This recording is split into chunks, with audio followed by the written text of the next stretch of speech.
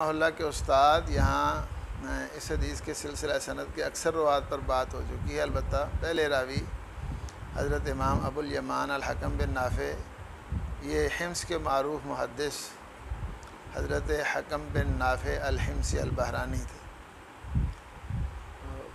وہ بیان کرتے ہیں، کہتے ہیں قال اخبرنا شعیب، شعیب سے مراد حضرت شعیب بن ابی حمزہ،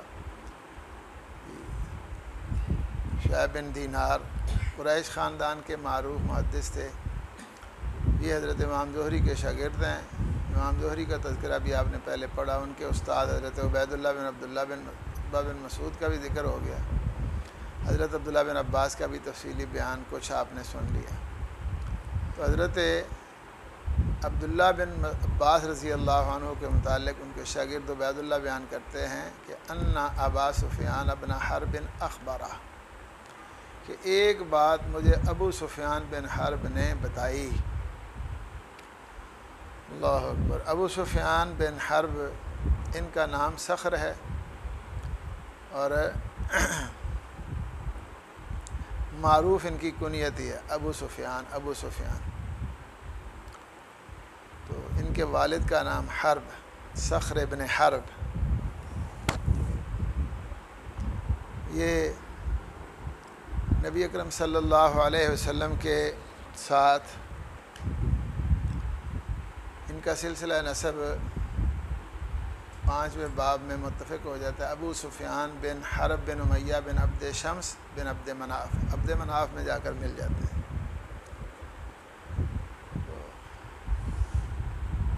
ان کے متعلق کہتے ہیں کہ ابو سفیان بن حرب نے ان کو بتایا کہ ان ہرقل ارسل الیہ فی رکب من قریش وکانوا تجارا بالشام فی المدۃ التی کان رسول اللہ صلی اللہ علیہ وسلم ماد فیہا ابا سفیان وکفار قریش۔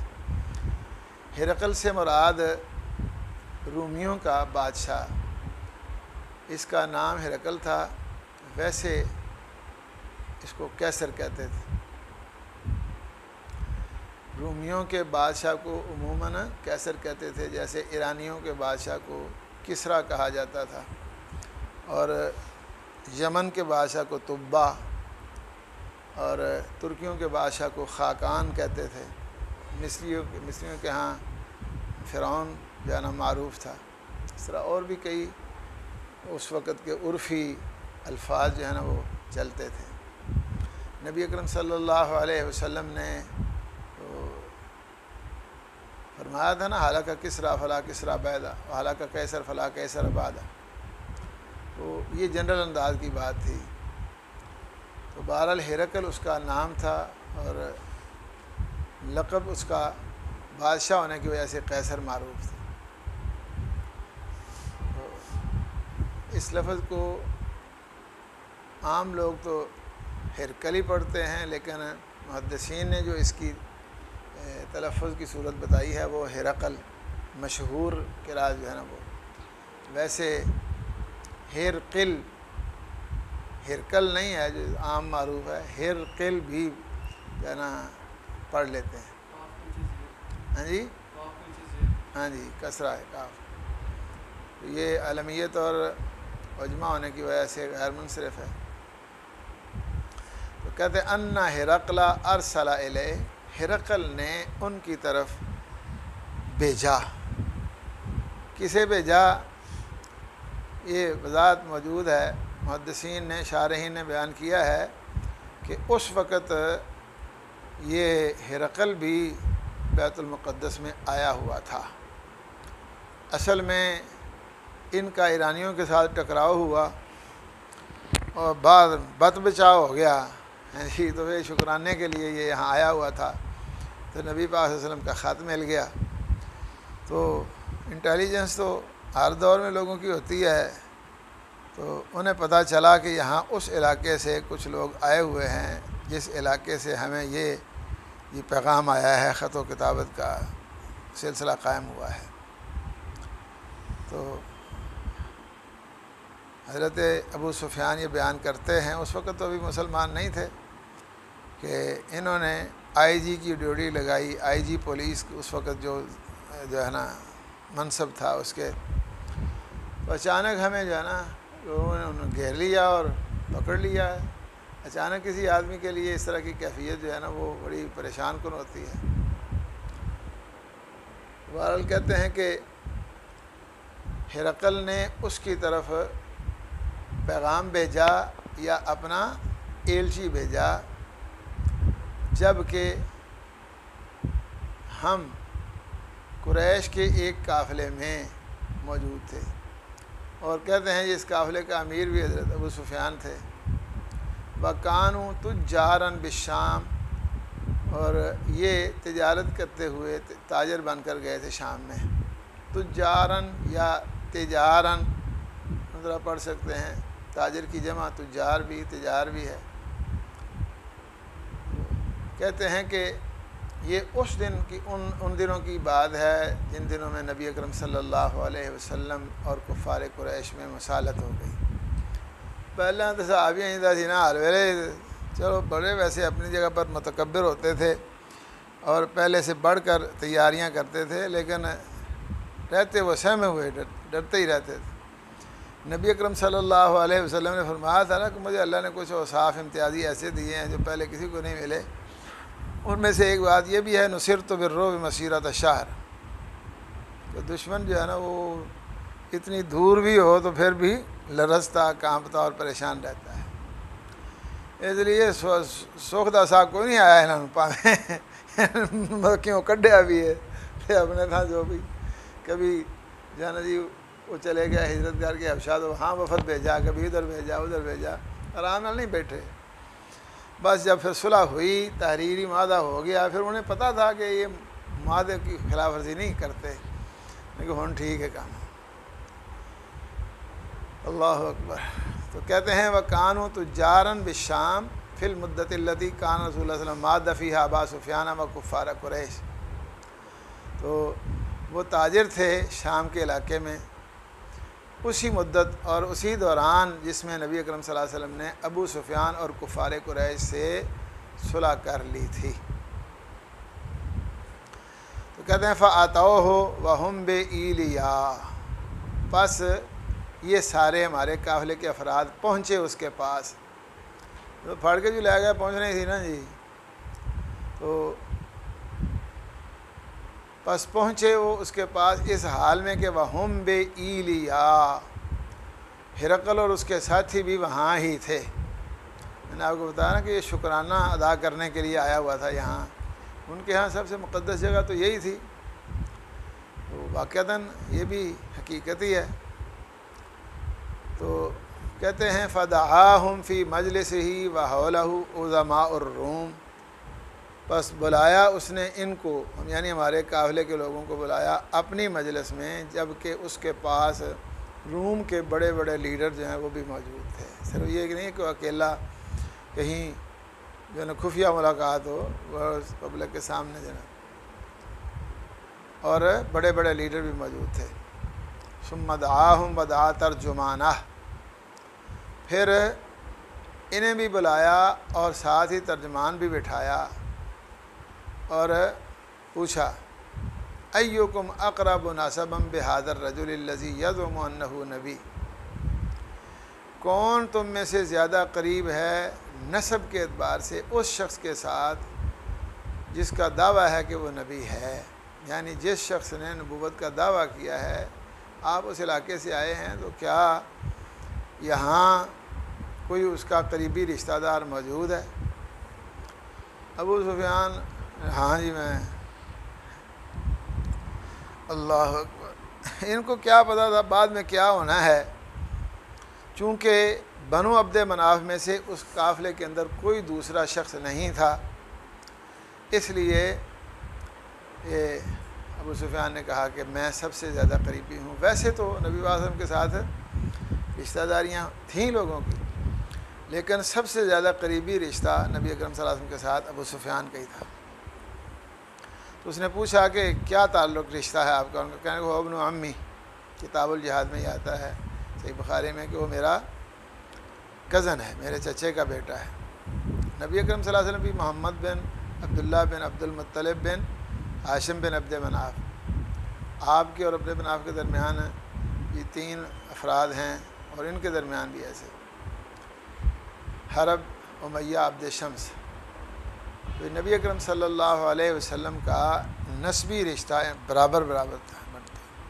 فرسٹ کزن تو نہ سے ہی، لیکن یہ ایک درجے کے کزن تھے، اس لیے خاندان میں ایسے کہا جاتا ہے بھی میرے ساڑھا کزن لگ ہے، چچے کا پتر ہے۔ تو اس نے بھی پوچھا کہ کیا لگتا ہے، کیا رشتہ ہے آپ کا؟ کہنا کہ میرے چچا کا بیٹا ہے، کزن ہے میرا۔ اللہ اکبر۔ کہتا ہے ایکم اقرب نسبا بہذا الرجل الذی یزعم انہ نبی، تم میں سے کون زیادہ قریب نسب والا ہے اس شخص کے ساتھ جو سمجھتا ہے کہ وہ نبی ہے؟ قال ابو سفیان کہتے ہیں فقلت انا اقربهم نسبا، میں ان سب سے زیادہ قریبی تعلق رکھتا ہوں نسب کے اعتبار سے۔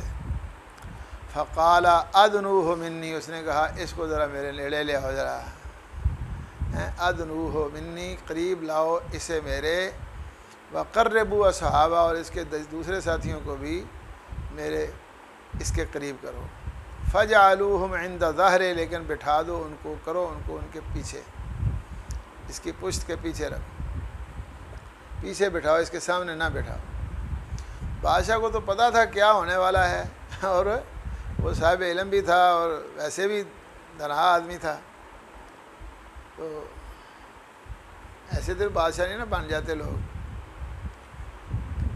اس کو نہیں پتہ، ان کو کوئی پتہ نہیں تھا کیا بات ہے اور کیا ہونا ہے۔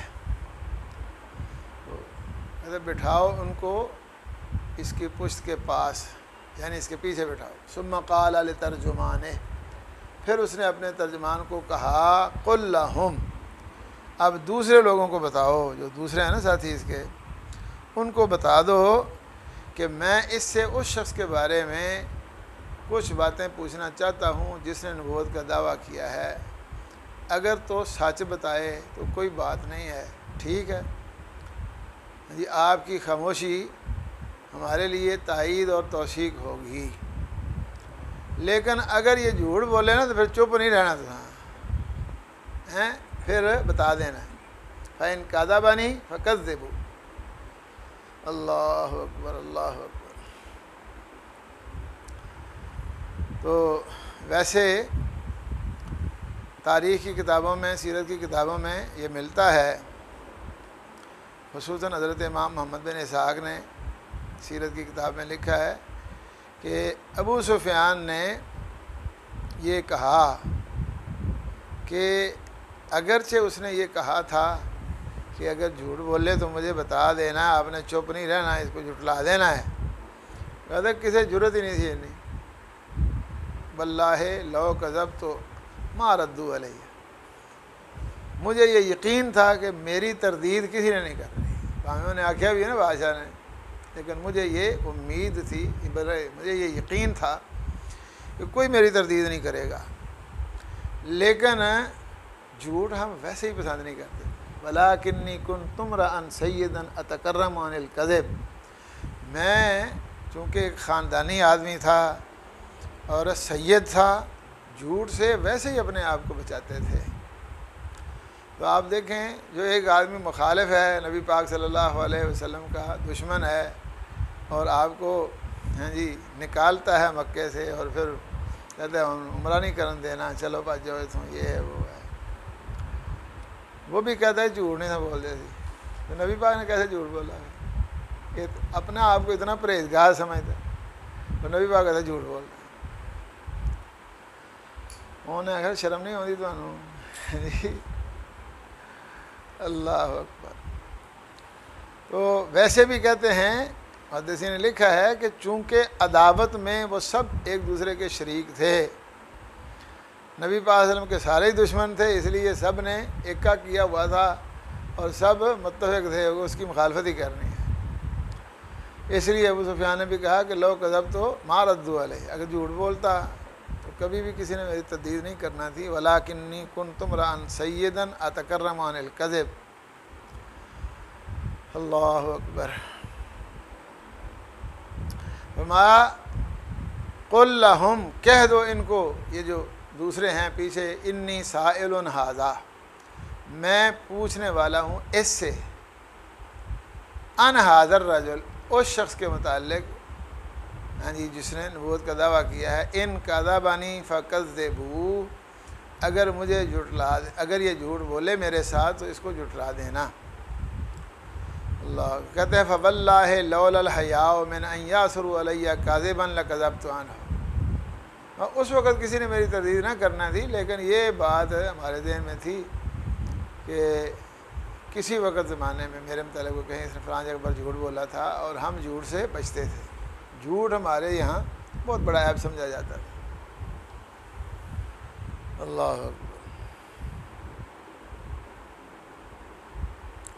اس کے بعد اس نے سوال کیے، لیکن یہاں ایک تفصیلی بات پہلے سن لیں، کیونکہ بڑے بڑے عجیب لوگ ہیں، بڑے بڑے عجیب موقف رکھتے ہیں، بڑے بڑے عجیب لوگ بڑے بڑے عجیب موقف رکھتے ہیں، پھر ان کے دلائل بھی بڑے بڑے عجیب دیتے ہیں۔ نبی اکرم صلی اللہ علیہ وسلم کے متعلق بعض لوگوں کا نظریہ تقریباً ایسا ہے کہ نبی پاک صلی اللہ علیہ وسلم اللہ جیسے ہی ہیں، ویسے کہتے نہیں اس طرح، لیکن اوصاف اور صفات کے اعتبار سے نبی پاک عالم الغیب ہیں، نبی پاک ہر جگہ حاضر ناظر ہیں، حالانکہ ہر جگہ پر حاضر ناظر ہونے کا عقیدہ تو اللہ کے متعلق بھی ٹھیک نہیں، الرحمن علی العرش استویٰ، اللہ عرش پر مستوی ہے، لیکن عام لوگوں میں بات چلتی ہے، لا علمی میں چلتی ہے، جہالت کی وجہ سے بھی اور ویسے بھی، میں اللہ رسول میں حاضر ناظر سمجھ کے گل کرنا پہ جی اللہ اکبر۔ اب کئی لوگ جو ہے نا بڑی بڑی عجیب دلیلیں پیش کرتے ہیں، وہ کہتے ہیں نا ڈوبتے کو تنکے کا سہارا، جس کے پاس دلیل نہ ہو اس نے کچھ نہ کچھ تو کرنا ہی ہوتا ہے نا، اس لیے ڈوبنے والا سمجھتا ہے پاویں اتنے کوئی تنکا لبے ان میں ہاتھ پا لیے تو بچ جائیں گے، اس لیے یہ ڈوبنے والوں کو تنکے کے سہارے جیسی بات ہے۔ ایک مولوی صاحب تقریر فرما رہے تھے بڑے جوش میں جذبے میں، وہ کہتا ہے کلمہ پڑھو ہاں، کلمہ پڑھو ہاں، کلمہ ترجمہ دے کرو، محمد رسول اللہ کا کیا ترجمہ ہے؟ محمد اللہ کے رسول ہیں، اور اگر ہیں تو پھر ہیں، یہ سبق پڑھا رہا ہے، سمجھا رہا ہے، اگر ہیں تو پھر ہیں، کہ یہ کیا ہوا کہ آپ حاضر ناظر نہیں؟ حالانکہ یہاں نبی اکرم صلی اللہ علیہ وسلم کے رسول ہونے کی تصدیق ہے، نبی پاک صلی اللہ علیہ وسلم کے موجود ہونے کی یا زندہ ہونے کی ہر جگہ پر موجود ہونے کی تصدیق نہیں ہے، اور رسالت تو ہم نے آپ کو بتا دیا تھا کہ اس کا تعلق رسول کے بدنی عوارض کے ساتھ نہیں ہوتا جی، رسالت نبی پاک صلی اللہ علیہ وسلم کی قیامت تک کے لیے ہے، تو نبی پاک رسول ہیں، یہ نہیں وہ موجود ہیں۔ ایک دفعہ کی بات ہے کہ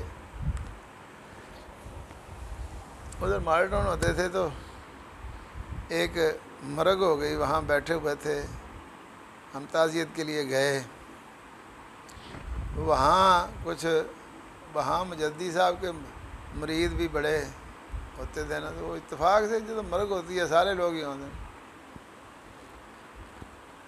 تو جناب وہ اتوں بھی دلیل سن کے آئے ہو جی، چلو ایک جاہل آدمی جو ہے اس طرح کی بات کرے تو بات بنتی ہے، وہ اپنے خیال میں بڑا خطیب تھا، یہ وہ اس طرح جی، لیکن اس نے بھی کہیں باتیں کہ اب یہ نبی پاک کلمہ تو ہے رسول ہیں جی، میں نے کہا کہ ہیں کہنے سے نہ کسی کا ہر جگہ پر وجود ثابت ہوتا ہے، اور نہ ہی اس سے زندگی ثابت ہوتی ہے، تو بلکہ نبی اکرم صلی اللہ علیہ وسلم کو اللہ تعالیٰ نے تمام انبیاء کی نسبت امتیازی حیثیت میں خاتم النبیین پیغمبر بنایا، اور قیامت تک کے لوگوں کے لیے آپ کی رسالت جاری رکھی، اور نبی اکرم صلی اللہ علیہ وسلم کی رسالت جو ہے وہ تا قیامت ہے۔ تو میں نے کہا جب کوئی شخص کسی منصب پر موجود ہو تو پھر اس کی تصدیق کا یہی انداز ہوتا ہے۔ لیکن جب معزول ہو جائے تو چاہے وہ زندہ بھی ہو پھر اس کو ایسے نہیں کہا جاتا۔ اتفاق سے نا اس وقت غلام اسحاق خان معزول ہو گئے، تو میں نے کہا کہ آپ کہہ سکتے ہیں کہ غلام اسحاق خان صدر پاکستان ہیں؟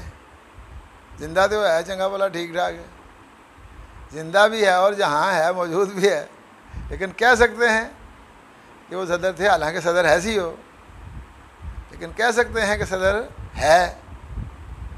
تو ہے کہنے سے اگر زندگی بنتی ہے اور ہیں نہ کہیں تو زندگی ختم ہوتی ہے، تو پھر تو مریا ہونا چاہیے۔ میں نے کہا دیکھو یہ منصب کی بات ہے، جب وہ منصب پر فائز تھے تو اس وقت یہی تھا کہ صدر ہیں، صدر مملکت نے یہ فرمایا، صدر مملکت نے یہ کہا، صدر صاحب آئے ہیں، صدر صاحب گئے ہیں، صدر صاحب ہیں۔ تو جب وہ معزول ہو گیا تو پھر صدر تھے، یہ تو ہو سکتا ہے، یا صاحب کا صدر کہیں گے، یہ نہیں کہہ سکتے کہ صدر ہیں۔ اس لیے نبی پاک کی رسالت قیامت تک کے لیے ہے، تو نبی پاک کے رسول ہونے کی تصدیق ہے، یہ نبی پاک علیہ وسلم کے موجود ہونے کی تصدیق نہیں ہے، اور نہ اسے ہوتی ہے، وہ چپ کر گیا۔ لیکن یہاں وہ دوسری دلیل وہ یہ دیتے ہیں کہ قبر میں جب سوال ہوتا ہے، قبر میں سوال ہوتے ہیں 3، اور بعض لوگ کہتے ہیں بخاری میں صرف ایک ہی سوال ہوتا ہے، بخاری میں 3 سوال آتے ہیں، ایسے عام کتابوں میں ہے من ربوں کا، من نبیوں کا، ما دینوں کا، لیکن بخاری شریف میں یہی ہے کہ ما تقول فی ھذا الرجل، اور کوئی بات نہیں، نہ رب دی گل، نہ رسول دی گل، نہ کیا کہتے ہیں دین کی بات ہے، ما تقول فی ھذا الرجل۔ اب ما تقول فی ھذا الرجل فرشتے کہتے ہیں تو اس کا مطلب یہ ہے کہ نبی پاک صلی اللہ علیہ وسلم اتھے موجود ہوندے نے، تو تاں ہی پوچھتے ہیں اے بندے دے متعلق تیرا کی خیال ہے، کیا خیال؟ اس کے متعلق تھوڑی سی تفصیل ہے، پھر کل ہی کریں گے انشاءاللہ۔